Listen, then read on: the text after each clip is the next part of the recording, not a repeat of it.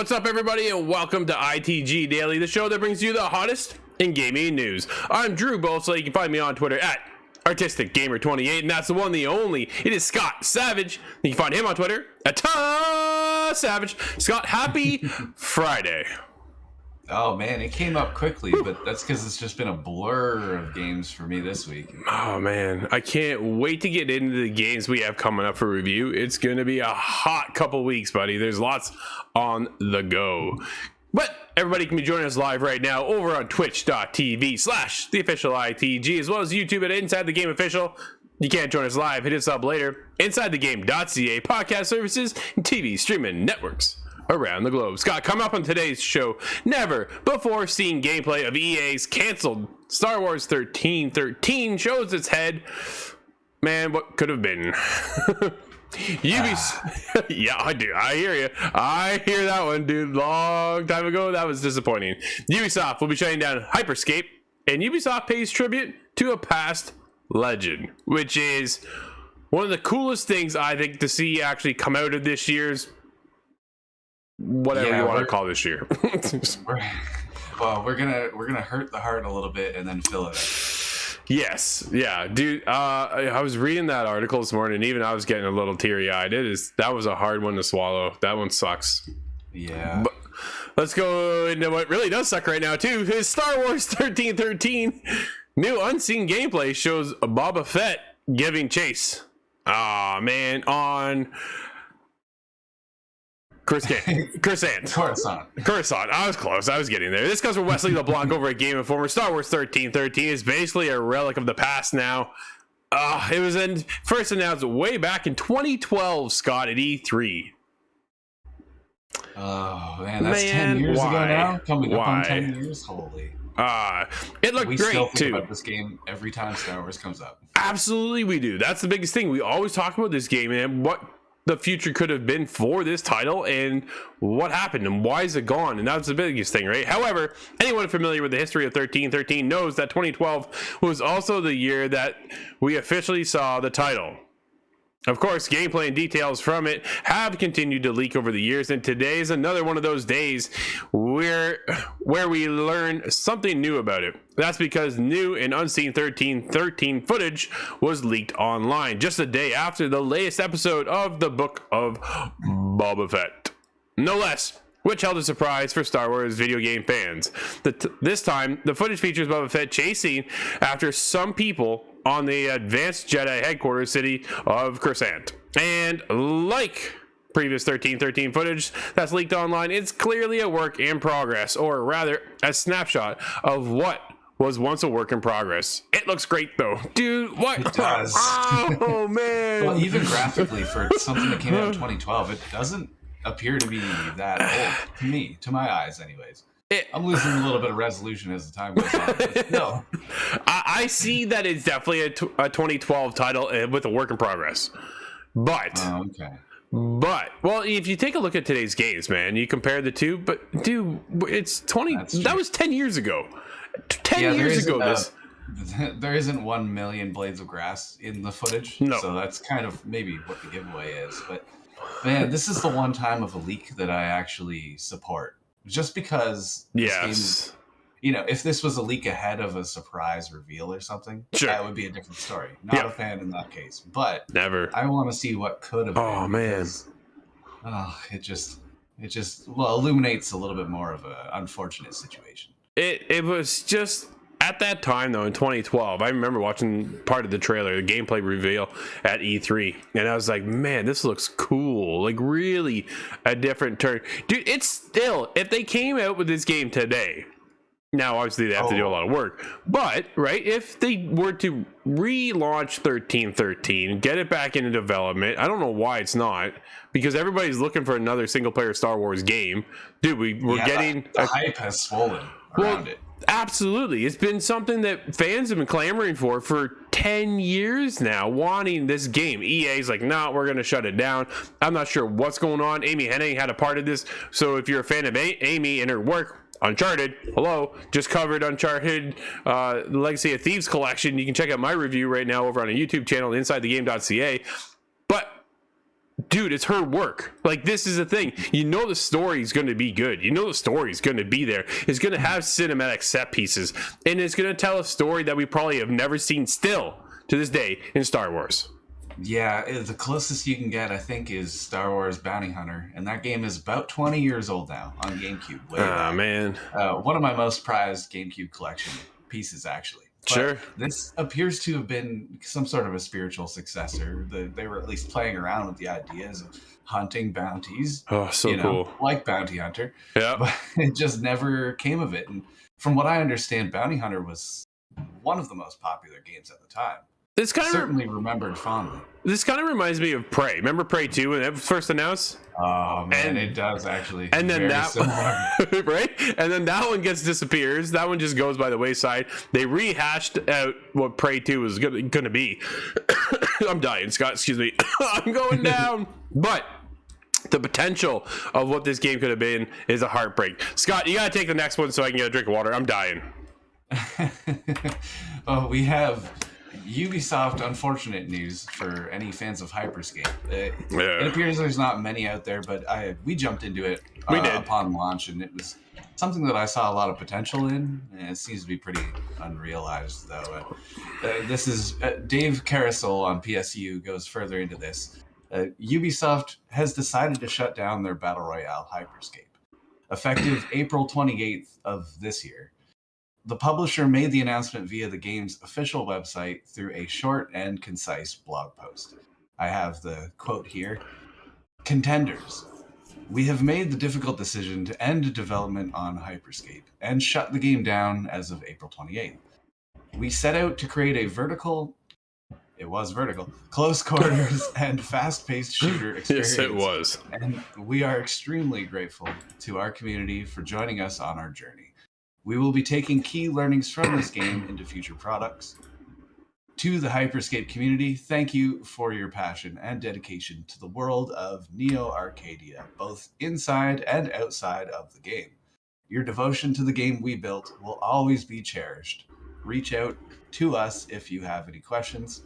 Sincerely, Hyper Scape. Dude, well, yeah. What is there to say? It is unfortunate, right? Because a lot of people were invested in this game. A lot of people worked on that game, right? Like Ubisoft is no small company, and the fact that they tried a battle royale and it didn't pan out. I actually checked this morning, dude. There's 13 people watching. Oh, that's low. Right? That's just it. But there's 334,000 followers for it. So, like, the potential was there, Scott. At what point, though, did the game just fall off? It's unfortunate that another battle royale bites the dust, but it's hard to compete with Apex, PUBG, and Fortnite, right? You know, they were missing that Travis or Warzone, sorry, which seems to be an okay miss in my opinion. But then, how do you compete otherwise with Apex? Warzone is always huge. That's massive. One of the biggest ones now. And yep. Fortnite, I don't know if he'll ever drop the crown. But, that's You know, Fortnite with the constant updates and their whole team, you know, is on it, of course. So how do you compete with that? It hurts because Hyper Scape was doing some interesting things with Twitch and the inclusion of your audience. Yes. All 13 of them being able to vote on certain map modifiers, drop weapons in, and it was kind of an interesting idea, but it was so fast. I hope the scraps are kind of put into a new project. Maybe not a battle royale at first. Well, that's my question. Do you think they kind of go back to the drawing board and look at another battle royale? We did see Ghost Recon Frontline try to take their hand and at it, but dude, that came out with a swing and a miss. They went right back to the drawing board again with that one as well. Ghost Recon, as of late, has not had a great turnaround. And here's another one coming out of Ubisoft, dude, that's just not hitting the mark with fans. Something over at Ubisoft needs to change here in a hurry. The only one that's really seemingly to survive is Assassin's Creed. Valhalla has taken off. Whether you like the shift in gameplay mechanics and the pacing of the game is kind of up to you. It's just not Assassin's Creed that I used to know, Scott. It's a little more of a barbarian. Yeah, it's still a cool concept, dude. But getting back to Hyperscape, I was thinking of Ghost Recon still, and I've seen rumblings of Frontlines, their newest project, and some pre-release codes are out there now. in the wild. It's all under NDA, so don't expect to see anything soon. But Sure. just knowing that they are working on that instead of, the Breakpoint V2 Battle Royale. Well, it's weird because Wildlands itself, sticking with the world of Ubisoft and Ghost Recon, Wildlands had Mercenaries mode, where it was like a mini battle royale. It dropped you into the world of about, I think it was 8 ops, and you dropped in, dude, and you're on the search. You need to find weapons. You need to go hunt down. You had objectives to go do and stuff. It was awesome. I don't know why they can't just take Future Soldier, implement that into a battle royale. Don't make it first person. That's your first mistake right there, because as of late, Ghost Recon is not first person. It's a third person game, right? That's the biggest thing. No, not since the 2000s. Exactly. So let's stick with what's working already. What captivated your audience with Future Soldier? Then you moved into Wildlands. Everybody loved Wildlands. Dude, it's still one of my favorite shooting games of all time. And then you really wrung out that one. Oh, dude, I played so much of that game. It was fantastic. I absolutely adored that game. And then we got Breakpoint, and they had a rocky start. Have since pulled it back. Then they implemented NFTs on PC, and that just blew up in the wrong direction.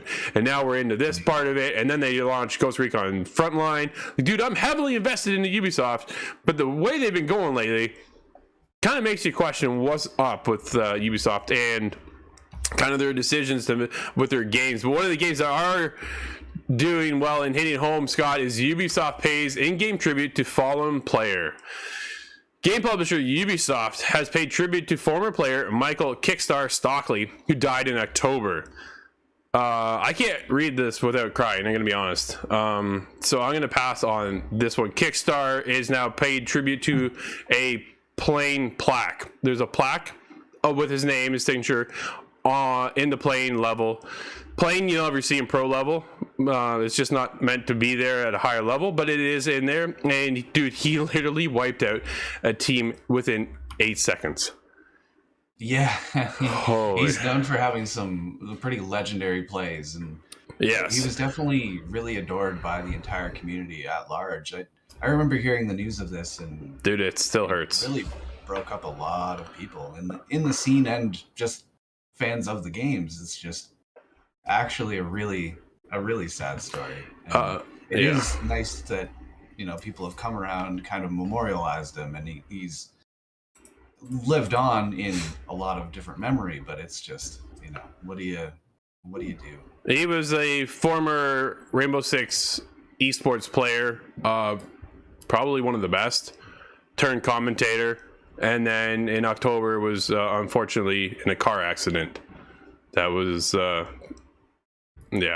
so it was nice to see Ubisoft come around though and pay tribute to him, and it's he'll always be lived on throughout that game and in my heart.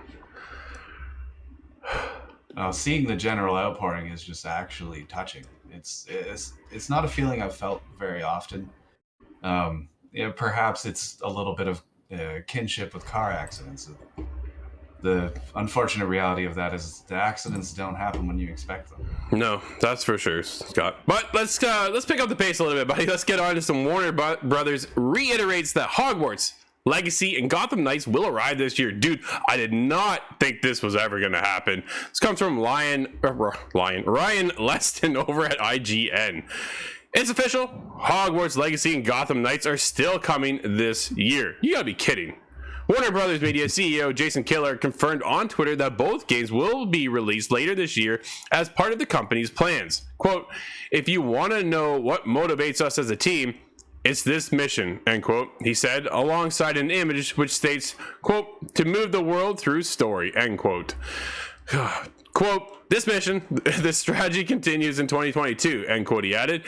With a sense of urgency, launching HBO Max in many more countries this quarter and the balance of the year, launching CNN Plus, delivering of a full slate of highly anticipated games. And, of course, the games he's referring to are Hogwarts Legacy and Gotham Knights, something I was not expecting to see this year at all. Scott, we've heard the troubled waters right now with Hogwarts. It's been a kind of a bit of a roller coaster, and a lot of us have heard rumblings that it's not going to come this year. Yeah, it certainly didn't seem to be, rushing anytime soon. No. So this is some good news. And, anytime Warner Brothers comes up, or Warner Media, that is, I think, is this game going to feature the Nemesis system? That is one of the best things they've ever created and unlocked behind it. Well, I suppose it kind of makes sense, but it could have been a gift to gaming as a whole. Yes, it could have been.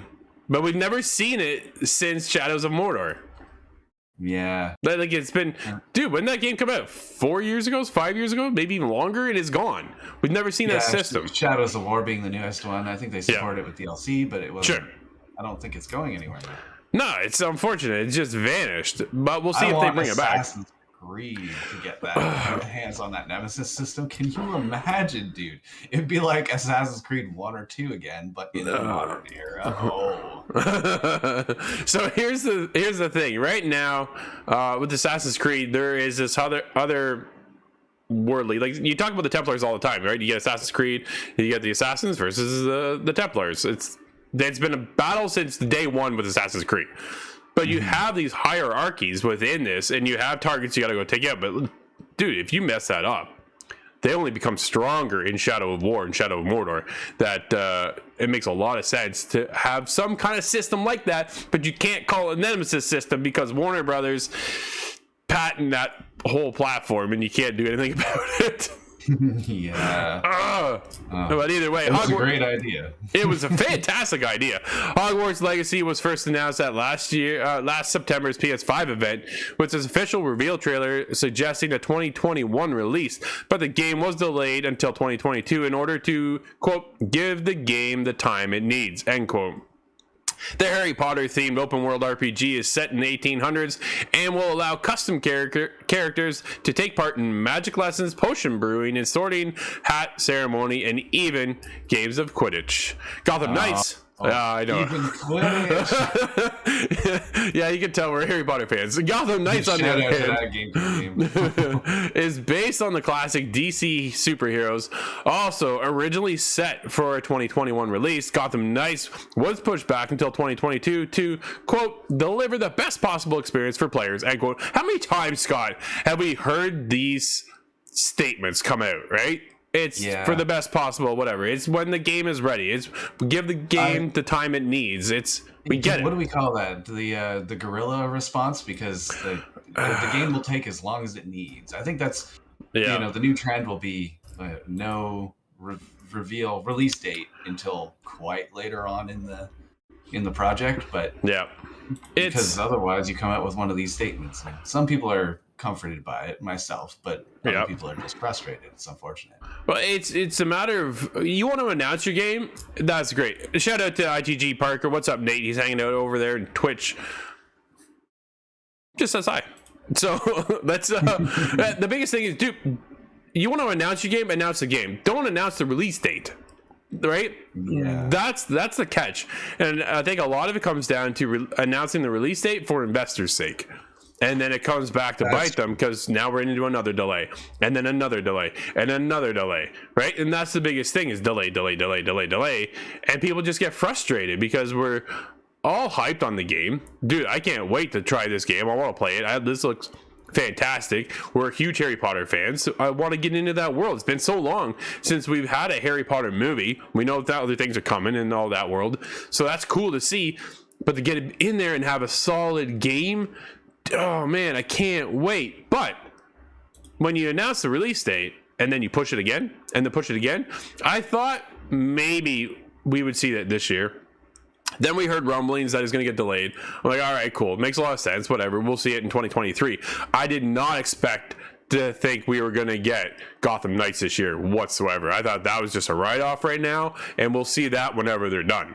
That game I'm looking forward to as well. Do you have any guesses as to when these could come out? Do you think it's going to be December this year? Well, okay, so they're both out of Warner Brothers, right? And that's the biggest thing for me is if you're Warner Brothers, you don't want one game to release on top of the other because then you can capitalize your own market and then you're not going to get the sales. Spread your games out a bit, right? EA's learned that one. Rip. Well, exactly. I think if we get Gotham Knights, it'll be summer. And then if we get Harry Potter, it's in Christmas time season, right? It's in the holiday season so that the parents go, oh, wow, there's a new Harry Potter game. I'll get that for my kid. Yeah. I think that's what we're lining up for if it comes out this year, either game at all. Fingers crossed. Because, dude, that'd be, man, we could beat him for one heck of it. Well, it's already in one heck of a season. Yeah, I was gonna say, I don't know if I'm gonna make it this long. I can't handle it anymore, Scott. There's just so much coming. Oh man, let's move on to the world of Ubisoft. Singapore handled misconduct reports appropriately, according to outside investigation. It's got from Wesley LeBlanc over at Game Informer. The oh man, I did this earlier. The tripartite. Yep. Alliance for Fair and Progressive Employment Practice in Singapore launched an investigation into Ubisoft Singapore last year following reports of harassment and workplace misconduct at the studio. TAFEP, which is a third-party agency, has concluded that these reports have were handled appropriately by the studio, as reported by IGN. Dude, nice to see that Ubisoft is actually fixing things up and handling it the way it's supposed to. Not like some other studios we've seen in the past. Other note, Scott, is that the Singapore studio is the team working on Skull and Bones. Oh, okay. Well, hopefully what comes to light out of this explains a little bit more of the situation with that game, but it's not as important. Like, it's more important than that game, is what I mean to say. Yeah. I would like to say take note, Activision Blizzard, but it's a little too late for them at this point. So they're moving on. Unfortunately, they're going to be the example of what to look to as not to do. But it's a little bit refreshing to see this kind of news come out that somebody out there somewhere has gotten it right. Absolutely. Quote, we put best practices in place at Ubisoft Singapore to ensure a safe, respectful, inclusive, and equitable workplace for every member of our team. End quote. Managing Director Daryl Long said following the investigation's conclusion, according to IGN, quote, we will continue striving to be an exemplary employer in Singapore and the region, one that attracts and retains the best talents and creates amazing games that enrich lives of our players. End quote. Dude, that's fantastic. Nice to see that they're not dealing with that crap. Shut it down. Never a place that needs to have anything like that. No one ever needs to deal with that stuff, man. So it's nice to see somebody doing it right. Shout out to Ubisoft for getting it correct. Dude, up first, I think, I could be wrong. I don't know, but NHL 22 adds women's national teams for first time. This is cool. Yeah. Kimberly Wallace over at Game Informer. It's about time the women's game of hockey is finally making its way into EA's NHL series. The latest NHL 2022 patch introduces playable women's teams and full International Ice Hockey Federation rosters to the game just in time for to generate hype for the Winter Olympics in Beijing. Dude, that's awesome. It's cool to see that that's finally making its way around. That is a nice thing to add, and I'm surprised it's taken this long. That's exactly what I wanted to say. I'm really surprised that it's taken this long. And I've played a decade of hockey, minor hockey in Ontario, but there's been a lot of these lessons. No, I almost went right. But I've had many experiences with girls on the team, female players in the league, and they are lacking that representation. And that's not something that I normally would champion. But in this case, it's something that I've seen my whole life. These women just want to play the game and be recognized. And it comes down to a lot of the recruitment numbers. There's a lot of girls that don't get into the sport just because they believe it's a man's sport. And I believe that's wrong. And I think there's a lot of missed opportunities there. So I hope that this kind of indicates a change in opinion. Yeah, no, that's awesome. It's great to see. So good shout outs to EA. Scott, we have 2 games that are out today, and they are not small. What do we got? No, they are not. Well, you mentioned Uncharted Legacy of Thieves Collection. That is available today on PlayStation 5 and PC. That's right. And no smaller, we have Pokemon Legends Arceus available on the Switch today. And that is it, dude. That's gonna wrap up today's show. Everybody, thank you for hanging out with us. As always, you can join us live over on twitch.tv/theofficialitg, as well as YouTube at Inside the Game Official. If you can't join us live, hit us up later. InsideTheGame.ca, podcast services and TV streaming networks around the globe. Don't forget, head over to Twitter at theofficialitg and hit a follow there as well. That's gonna wrap it up for this week. I'm Drew, that's Scott, and we'll see everybody on Monday inside the game.